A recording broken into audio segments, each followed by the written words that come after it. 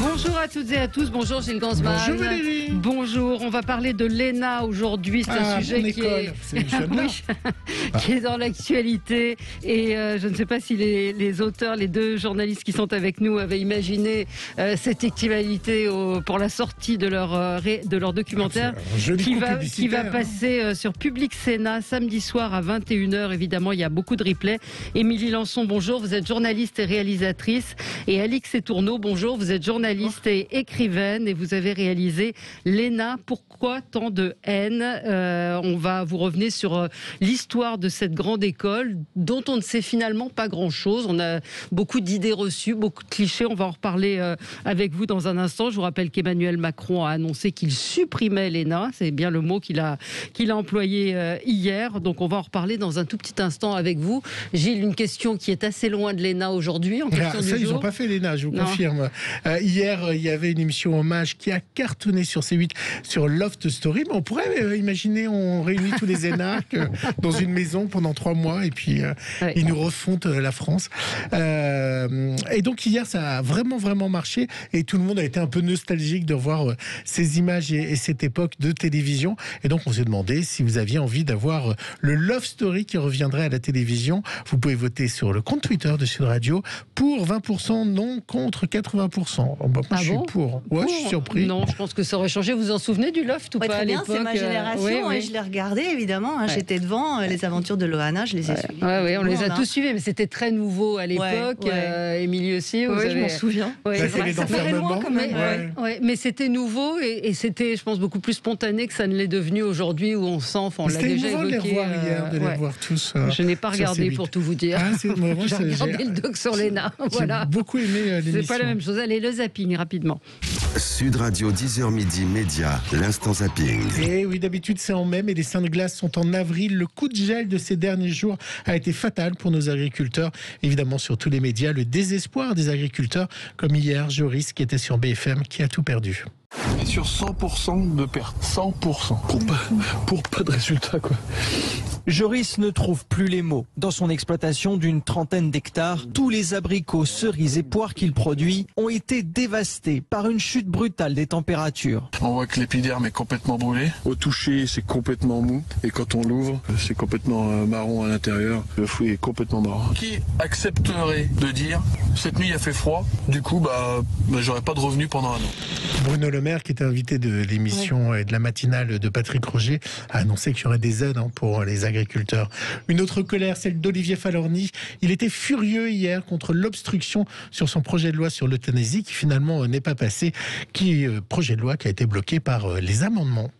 Aujourd'hui, le visage de l'Assemblée nationale, il est là, devant moi. Ces 4000 amendements, mes chers collègues, ces feuilles, elles n'ont qu'un but, d'empêcher l'Assemblée nationale, d'empêcher les représentants de la nation, d'empêcher les députés de voter ici, souverainement.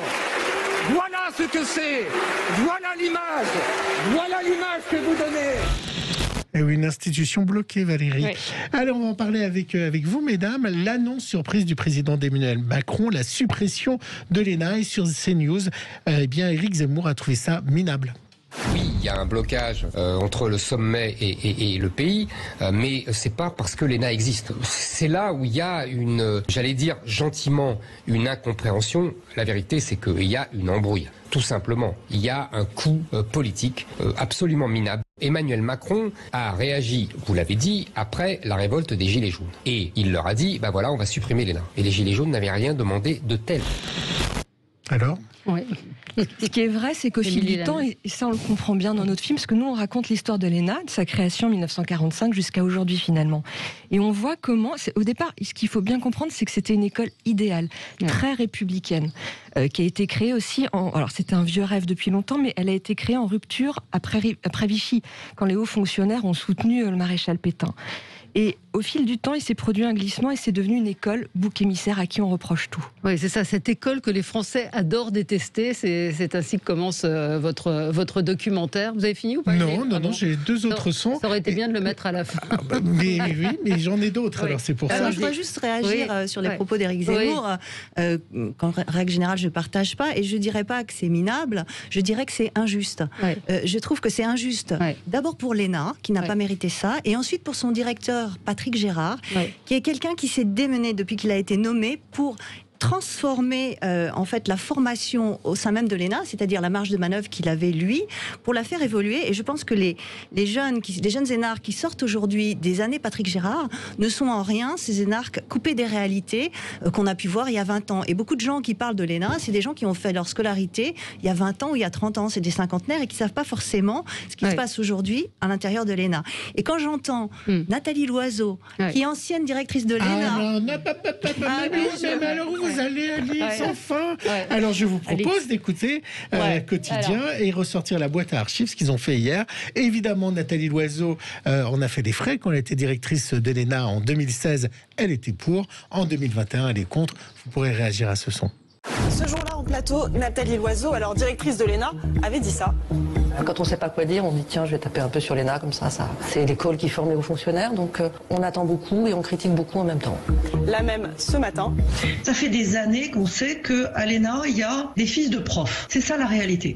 C'est une espèce de délit d'initié culturel. Je suis favorable à un grand coup de pied dans la fourmilière. Incroyable, hein? Oui, alors elle est favorable à un grand coup de pied dans la fourmilière. Au passage, elle traite quand même ses anciens élèves de fourmis. Je les laisserai apprécier la formule. La question, c'est qu'est-ce qu'elle a fait quand elle était directrice de l'ENA. J'ai pas l'impression qu'elle est, en tout cas... Évidemment, les directeurs de l'ENA ont une marge de manœuvre limitée. C'est pas eux qui vont modifier le concours d'accès et c'est pas eux qui vont modifier le concours de sortie. Mais il reste tout le milieu, il reste la formation. Et déjà, à l'époque de Nathalie Loiseau, il y avait des propositions sur la table pour ouvrir la formation, pour faire en sorte qu'elle soit plus proche du monde réel. C'est quand même Patrick Gérard qui a mis les élèves en stage dans des PME, c'est pas Nathalie Loiseau. Après, il faut quand même pas panier les choses. Il y a des problèmes à l'ENA. Tout n'est pas fantasmé. Il y a une endogamie sociale qui est très forte. Je pense que tout le monde en a conscience, y compris les différents directeurs de l'ENA. Maintenant, c'est comment on résout le problème. Mais on voit que c'est dans votre documentaire que, en fait, on lui a toujours reproché ça. On a toujours reproché à l'ENA cette espèce de déconnexion et ce côté très élitiste, alors que ce qu'on apprend dans le documentaire, c'est que c'était pas le but premier de l'ENA et Jean Zay qui, au contraire, voulait en faire une école qui rassemble tous les milieux sociaux. Absolument. L'idée de départ, c'est tout le contraire. C'est un vieux rêve républicain porté par une série d'hommes et de femmes, notamment par Jean Zay, qui dit, et donc là on est avant que la Deuxième Guerre mondiale n'éclate, et lui, en fait, ça le choque terriblement, il est ministre de l'Éducation, et il voit que tous ceux qui rentrent dans la haute fonction publique, en gros, ce sont des gens qui ont du piston, des relations, des fils à papa, parce que on rentre dans la haute administration par le biais de concours particuliers. Chaque administration organise son propre concours, et en fait, c'est que du réseau. Donc lui, ça le choque terriblement. Il se dit, il a cette phrase qui est magnifique où il dit, on a sa fille, sa propre fille qui témoigne. Et donc Jean Zay disait comment un enfant un fils a-t-on jamais vu un enfant du peuple devenir ambassadeur? Non. Et donc il dit, il faut créer une école républicaine où tout le monde a ses chances. Et on en a vu depuis, c'est la question que je me suis posée, que vous dites pas dans votre documentaire, est-ce qu'il y a eu des enfants du peuple qui sont devenus ambassadeurs? Il a dû y en avoir. Alors là, comme ça, là, je me suis dit, ça aurait été bien de retrouver des enfants du peuple qui sont devenus ambassadeurs. Est-ce que son rêve s'est réalisé, en fait? Je pense, après, pas autant, certainement, que ce qu'il espérait, parce que la réalité a rattrapé l'ENA. Et le problème aussi, c'est qu'il est bien en amont. C'est qu'il n'y a pas, et ça à toutes les époques, et peut-être de plus en plus, malheureusement, il n'y a pas suffisamment d'élèves qui viennent de milieux défavorisés, qui ont le niveau pour entrer à l'ENA. Parfois, ils ne savent même pas que ces écoles existent. Et ça ne veut pas dire qu'ils sont moins intelligents que les autres, ça veut dire qu'à un moment donné, ils n'ont pas bénéficié des mêmes chances. Et ils n'ont pas le parcours, il n'y a pas cette proposition qui est faite, mais on voit, moi, ce qui m'a frappé effectivement dans le documentaire, c'est de voir, je me suis dit, ils ont tous la même tête. Depuis le début, ils ont un peu tous la même tête. Et puis Jean-Pierre Chevènement aussi, vous avez des témoignages formidables, celui de Chevènement, celui de François Hollande, qui reviennent sur cette école, qui ont tous été diplômés de cette école. Et donc Chevènement avait essayé dans les années 80 de mettre un coup de pied dans la fourmilière. Oui, Chevènement l'avait avait fait avec son livre. Il parlait de ces petits monsieur. Exactement, voilà. Il parlait de ces petits monsieur et il a écrit un livre qui s'appelle L'énarchie. Et aujourd'hui, on parle toujours d'énarchie. Effectivement, les problèmes, ils étaient déjà là. Le problème de l'enfant du peuple qui devient ambassadeur, c'est aujourd'hui le problème du fils ou de la fille de gilet jaune qui rentre à l'ENA. C'est le problème de l'accessibilité. Il faut que, en fait, les élèves de l'ENA soient représentatifs de la société dans laquelle ils vivent. Je peux ajouter quelque chose sur Jean-Pierre Chevènement. Ce qui est intéressant, c'est que lui, quand il arrive à l'ENA, c'est la fin des années 60, en fait. Ouais. Et lui, c'est un élève boursier. Il est fils d'un stit. Ouais. Il vient du Haut-Dôme, il vient d'un petit village. Et là, en fait, il découvre. Parce qu'il voit que des gens qui habitent dans le 6e arrondissement, qui se connaissent, qui se fréquentent, qui ne sont pas du tout du même milieu. Alors, pour nos éditeurs, nous, on a eu la chance de voir ce documentaire. Pour nos éditeurs, Valérie, je vous propose d'écouter la bande-annonce. C'est l'histoire d'une école mythique. Une école connue de tous et qui alimente les fantasmes. L'École nationale d'administration a formé 4 présidents de la République, 9 premiers ministres, des dizaines de ministres et grands patrons. Elle est devenue synonyme de pouvoir. Pourtant, au départ, l'école créée au sortir de la Seconde Guerre mondiale n'était pas faite pour ça. Cette école, c'est un idéal d'excellence au profit de la République. Mais au fil du temps, les énarques incarnent un peu plus ces élites rendues responsables de tout. Il faudra toujours qu'il y ait des fonctionnaires qui assument leur tâche. Il faudra toujours qu'il y ait des gens plutôt bien formés qui prennent des décisions. Je suis opposée à la suppression de l'ENA. Ça reste une école d'excellence. Elle est devenue une école élitiste et donc on peut corriger cet élitisme. ENA, pourquoi tant de haine? C'est sur Public Sénat. C'est Rachida Dati qu'on entendait, qu'on voit dans le documentaire, qui a des propos qui n'a pas fait l'ENA, justement. Et ce qu'on découvre aussi dans votre documentaire, c'est qu'il y a beaucoup d'idées reçues, quand même, malgré tout, et que 90% de ceux qui sortent de l'ENA sont dans l'administration avec des salaires relativement modestes, raisonnables, on va dire. Je ne sais pas qui veut répondre. Qui n'ont rien à voir avec les salaires du privé. C'est des gens qui, s'ils étaient passés dans le privé, auraient incontestablement gagné beaucoup plus d'argent. Donc c'est un choix. Ouais. C'est le choix du service public, c'est le choix de l'intérêt général. Et aujourd'hui, c'est vrai qu'on a une visibilité sur certains énarques. Il faudrait vous rapprocher du micro. Certains énarques, c'est-à-dire ceux qui rentrent en politique, c'est-à-dire à peu près 3% des énarques. Et puis ceux qui restent, qui pantouflent, en fait, qui partent dans le privé et qui y restent. Et ça représente à peu près 5%. C'est ceux-là qu'on voit le plus et c'est ceux-là qui sont les plus critiqués et souvent les plus critiquables. Ouais. Est-ce que c'est justifié, ces critiques sur l'ENA? Et est-ce que la suppression, comme le disait alors Éric Zemmour avec ses mots, mais est-ce que le problème c'est l'ENA ou est-ce que le problème c'est plutôt l'administration aujourd'hui et ce qui en a été fait? Bien souvent, en fait, l'ENA sert de bouc émissaire et quand on critique l'État, on critique l'ENA parce qu'on assimile finalement l'État au grand corps, c'est-à-dire à ceux qui sortent dans ce qu'on appelle la botte à l'ENA. J'ai découvert ça personnellement, moi je suis pas du tout familière. Moi non plus, je savais pas du tout. Peut-être qu'on peut l'expliquer ça pour vos auditeurs, ce qu'est la botte en fait. Il y a un classement de sortie à la fin de l'ENA, donc il y a un classement. Il y avait, on peut dire, non? Puisque alors il va être maintenu, on ne sait pas trop comment ça va se passer. Moi j'ai compris hier qu'Emmanuel Macron ne voulait plus de classement. Alors, c'est pas sûr. Je crois que surtout ce qui change, c'est que le classement ne permettra plus d'accéder directement au grand corps. Alors expliquez effectivement la botte. Alors jusqu'à présent, voilà ce qui se passait. On rentrait à l'ENA. Bon, déjà on était ultra sélectionnés, fallait rentrer. Mais alors après, quand on sortait, il y avait à nouveau un concours. C'est un peu comme quand on fait des études de médecine et en fonction de son classement, on pouvait choisir son corps. Il y a différents corps dans l'administration. Et il y a 3 corps extrêmement prestigieux qu'on appelle les grands corps, qui sont la Cour des comptes, le Conseil d'État et l'Inspection générale des finances. Et c'était un peu la guerre pour y rentrer. Et les 12 ou 15 premiers, ça dépend des années qui y rentrent, c'est ce qu'on appelle la botte. Choisissez quasiment immanquablement ces grands corps parce que derrière, en fait, ils ouvrent des horizons assez fabuleux. On sait que vous êtes les meilleurs. Et ces grands corps, généralement, on n'y reste pas. Ils sont des accélérateurs de carrière très puissants. Et on n'y reste pas, mais on peut y revenir. Et c'est aussi, ça qui est critiqué. C'est ce qu'on a aussi appelé le pantouflage. C'est-à-dire, on peut partir. Le pantouflage, c'est quand on part dans le privé et qu'on y reste. Les allers-retours privé-public, à la limite, c'est pas une mauvaise chose parce que c'est pas mal aussi à un moment donné dans une carrière d'aller voir ailleurs et puis de revenir et d'apporter finalement des compétences acquises à l'extérieur au sein de son école. Sauf qu'on peut échouer, c'est ce que vous dites dans le documentaire, je ne sais pas qui le dit, c'est qu'on peut échouer dans le privé, planter une entreprise et revenir au Conseil d'État ou à l'inspection des finances. Il y a une forme d'assurance. Et puis il y a une question déontologique aussi. Il ne faut pas qu'il y ait de conflit d'intérêt. Moi, je voulais vous demander, Émilie, alors ça, c'est pas dans votre documentaire, mais c'est la question que je me suis posée. Qu'est-ce qu'on y apprend apprend à l'ENA? Qu'est-ce qui fait que c'est une école différente de Polytechnique ou autre? Et qu'est-ce qu'on y enseigne? Parce que personnellement, moi, je ne sais pas ce qu'on y enseigne. Par rapport à une faculté, si je fais l'ENA ou une école de commerce, en quoi je vais être plus intelligent ou plus à même de diriger un pays? Ou pourquoi je serai une élite? Parce que j'y apprends quoi là-bas? Alors, c'est un peu compliqué pour moi de répondre à cette question dans la mesure où on n'a pas fait une enquête. Enfin, c'est pas une enquête sur l'ENA, le film. On va signer un troisième plutôt sur un film historique. Alix a une expertise un peu plus pointue que moi de vraiment ce qu'est l'ENA. Je ne sais pas si tu peux. Mais moi, je pense que l'élite, elle est vaste. C'est-à-dire que effectivement, il y a une élite administrative qui va sortir de l'ENA, mais il y a aussi. Mais il y a des cours de quoi? Qu'est-ce qu'on y apprend? Alors concrètement, d'abord, l'ENA, c'est à peu près 20 mois d'enseignement. Ça veut dire que les gens qui arrivent à l'ENA, ils ont déjà une tête bien faite et une tête bien pleine. Donc les savoirs académiques, ils les connaissent déjà. Donc en fait, ce qu'on y apprend maintenant, c'est du terrain. C'est-à-dire qu'ils vont commencer par faire un mois de cours et puis ils vont partir immédiatement en stage.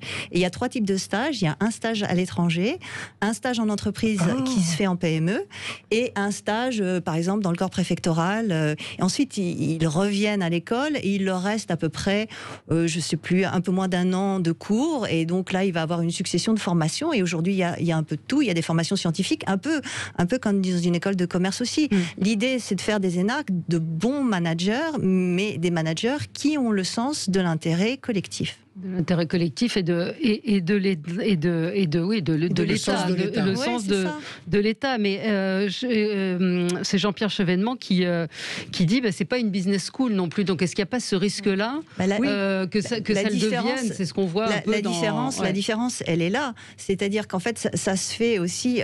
Les élites, ce qui compte, c'est le recrutement. C'est-à-dire il faut que ce soit un recrutement large, qui soit représentatif de la nation. Et 2, il faut que ces élites administratives aient le sens de l'intérêt collectif et ne roulent pas pour eux. C'est la grande différence. Est-ce que c'est spécifique à la France? Est-ce qu'à l'étranger, on a des systèmes pour l'administration? Je ne parle pas des grandes écoles, évidemment, il y a des grandes écoles dans tous les pays. Mais est-ce qu'il y a des écoles administratives d'administration dans d'autres pays où ils viennent des grandes écoles, en fait? Alors, en fait, c'est marrant parce que la détestation qu'on a de l'ENA en France, elle est inversement proportionnelle à l'admiration qu'on a dans d'autres pays. Et beaucoup de pays nous envient l'ENA ou ont même des écoles d'application qui ressemblent aussi à l'ENA. En revanche, il y a d'autres pays, si on prend par exemple l'exemple de l'Angleterre ou des États-Unis, où il n'y a pas d'école de formation des hauts fonctionnaires. Donc, qu'est-ce que font les gens? Ils vont dans les grandes universités, mais je ne sais pas si vous avez vu le prix des grandes universités en Angleterre. Oui, on s'endette pour 10 ans. Ils s'endettent pour 10 ans. Et c'est ces gens-là qui vont ensuite essaimer en politique, à des postes à responsabilité. Voilà. Parce que l'ENA coûte rien quand on rentre à l'ENA. Non seulement elle coûte rien, mais le principe de toutes ces écoles d'administration, c'est qu'on est payé. Ah bon? Oui, mais la Polytechnique aussi, c'est la même façon. On gagne à peu près 1600 € à peu près. Un élève est payé 1600 €. Mais il faut savoir qu'à l'ENA, il y a des étudiants qui arrivent à 22 ans, mais il y a des gens qui arrivent à 30 ans. Ça veut dire qu'ils mettent des fonctionnaires qui étaient déjà en poste, qui vont mettre leur carrière de côté, qui vont, pour beaucoup, devoir déménager à Paris avec leur famille et qui vont suivre les cours de l'ENA. Donc en fait, oui, il y a une rémunération. Est-ce que en contrepartie, ils doivent un certain nombre d'années à la haute fonction publique aussi? Ils ne peuvent pas partir comme ça, sinon il faut qu'ils remboursent. Sinon, il faut qu'ils remboursent. Mais vous le dites encore une fois dans le documentaire, 90% des élèves de l'ENA, des anciens élèves, restent dans l'administration. L'administration. Mais c'est quand même un symbole. Ce qu'a fait Emmanuel Macron hier, de dire je supprime l'ENA, réformer la fonction publique en supprimant l'ENA, c'est un petit peu la pointe émergée de l'iceberg. Oui, parce qu'il aurait très bien pu dire aussi je supprime Polytechnique, parce que si on regarde bien Polytechnique, c'est quand même 400 élèves par promotion. L'ENA, il n'y en a que 80. Il y a moins de diversité à Polytechnique, il y a moins de femmes à Polytechnique, il y a moins de boursiers à Polytechnique. Et si on regarde le corps des mines, la plupart, c'est quand même eux qui alimentent en grande partie les patrons du CAC 40 avec les écoles de commerce. Donc l'ENA, pour moi, c'est quand même un bouc émissaire aujourd'hui. Oui, c'est un bouc émissaire, très clairement. Mais la détestation, en fait, c'est ce qu'on montre dans le film. Elle s'est portée sur l'ENA parce que les gens qui sont passés par l'ENA et qui sont dans la fonction publique incarnent l'État. Et donc, on les rend responsables de tout. Et puis, c'est vrai aussi que parfois, il y a eu des ratages. On a tous en tête des exemples de certaines directives ou dispositions qui paraissent quand même un peu étranges. Ou tout ça, ça a fait une image qui correspond seulement en partie à la réalité. Mais le gros des énarques, c'est vrai que ce sont des gens, je pense, qui sont compétents, très dévoués. Ce qu'il faut savoir aussi, c'est que le manque de diversité à l'ENA, à Polytechnique, il est aussi le même à HEC. Ça vient en grande partie aussi d'une certaine injustice de destin liée au système éducatif français. En fait, l'ENARC, les grandes écoles polytechniques, ça arrive en bout de course d'un système éducatif qui est un système qui est fait d'évictions successives. Donc il y a quand même un ratage, et c'est bien avant l'entrée à l'ENA. Quand Éric Zemmour parle des Gilets jaunes, et vous en parlez dans votre documentaire, à la fin du documentaire, ils ont joué un rôle clé dans cette suppression de l'ENA pour vous? En tout cas, il y a le calendrier, c'est télescope. C'est après 6 mois de crise de Gilets jaunes qu'Emmanuel Macron annonce qu'il va supprimer l'ENA. Bon, d'un autre côté... C'était un os à ronger pour les Gilets jaunes, vous pensez? Peut-être. Les Gilets jaunes n'ont jamais demandé la suppression de l'ENA. Il a raison. Mais c'est vrai qu'il y a un discours anti-élite très fort qui a été notamment porté par les Gilets jaunes, et que malgré elle, l'ENA incarne cette élite. Donc voilà, après on peut faire un lien. Oui, on peut faire le lien, effectivement, parce que ça faisait partie des revendications des Gilets jaunes, non? Ou pas? Non, pas vraiment. Pas vraiment en tant que tel, parce qu'on a cherché pas mal d'images, nous, justement. C'est ce qu'on pensait, et finalement, on n'a pas vraiment trouvé. Après, en revanche, Macron, lui, Emmanuel Macron sort de l'ENA, beaucoup de gens le savent, et c'est pas forcément... Alors c'est bizarre, parce que à la fois, l'ENA, c'est une image très forte, et tout le monde sait que les gens qui sortent de l'ENA sont des gens brillants. Et puis d'un autre côté, ça c'est aussi parfois vu un peu comme une tare. Et d'autant que dans le cas d'Emmanuel Macron, c'est quelqu'un qui est passé par le privé très vite après être sorti de l'ENA.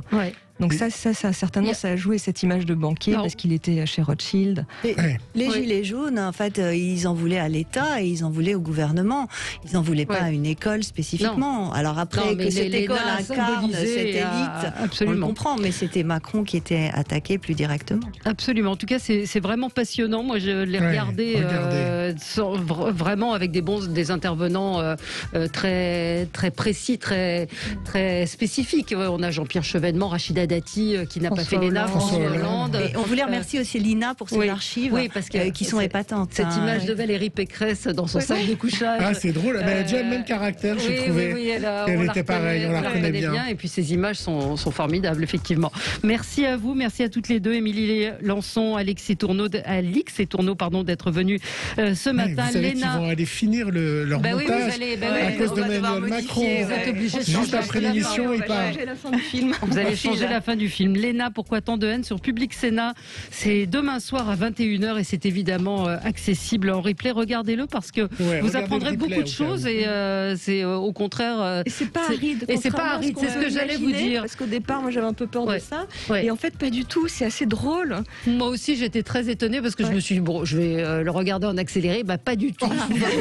Je vous le dis, c'est pas. Non, mais je suis très honnête et j'ai été passionnée parce que les images sont très fortes, les intervenants sont bien et on apprend plein de choses sur cette école. Merci à vous. Merci.